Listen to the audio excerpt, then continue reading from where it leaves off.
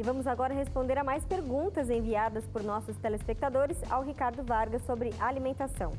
Ricardo, Karine diz que está gestante e precisa saber o que fazer para repor a vitamina B12.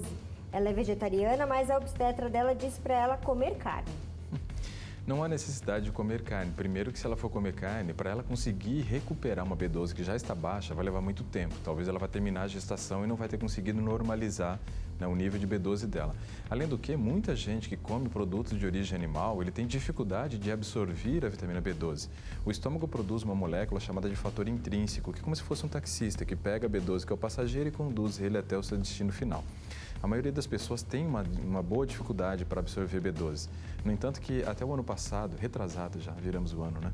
Até o ano retrasado, quando eu estava clinicando mesmo, atendendo em clínica, agora eu trabalho num sistema diferente, eu pedi exame de B12 para todos os pacientes.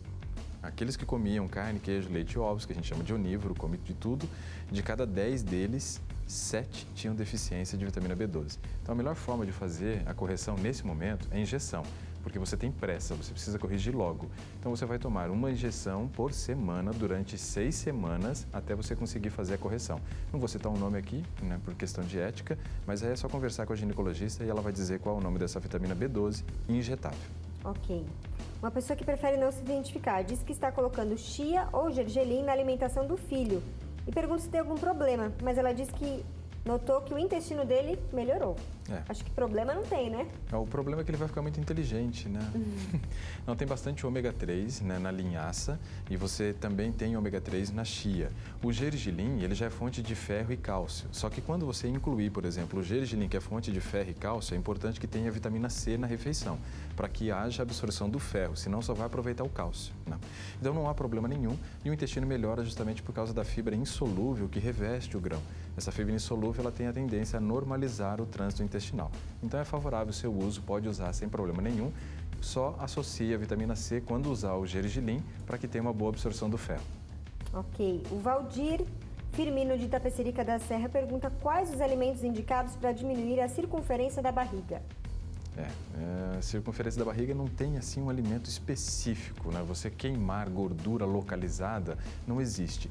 O que existe é o seguinte: nós temos a gordura circulando em 4 regiões ou depositada em 4 regiões do nosso corpo. Eu tenho a gordura que está no sangue, eu tenho a gordura que fica dentro do fígado, a gordura que está na região das vísceras, chamada de visceral, e a gordura que a gente consegue pinçar, que é a gordura subcutânea.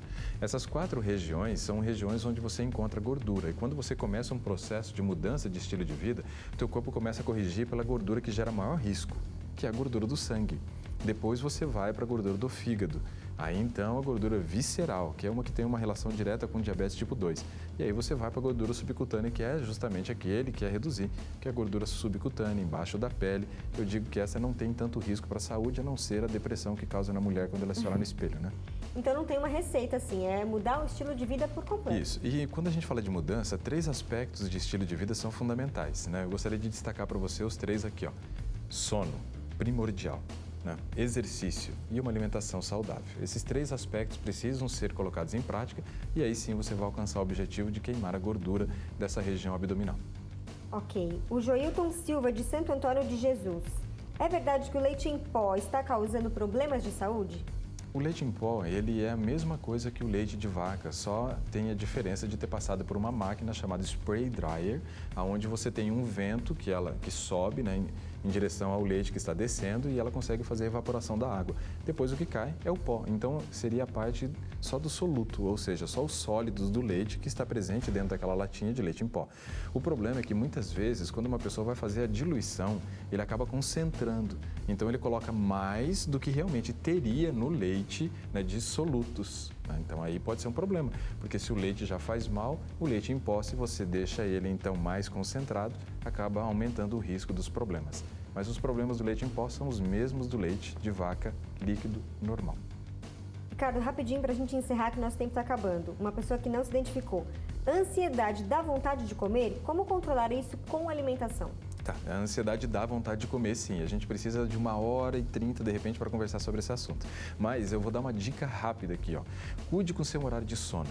É durante a noite que você controla o cortisol, que é o hormônio do estresse. Ou seja, quem dorme tarde, né, tem uma tendência de acordar com cortisol mais alto e teve dificuldade de controlar 2 hormônios que estão correlacionados à questão do apetite, que é a grelina e leptina.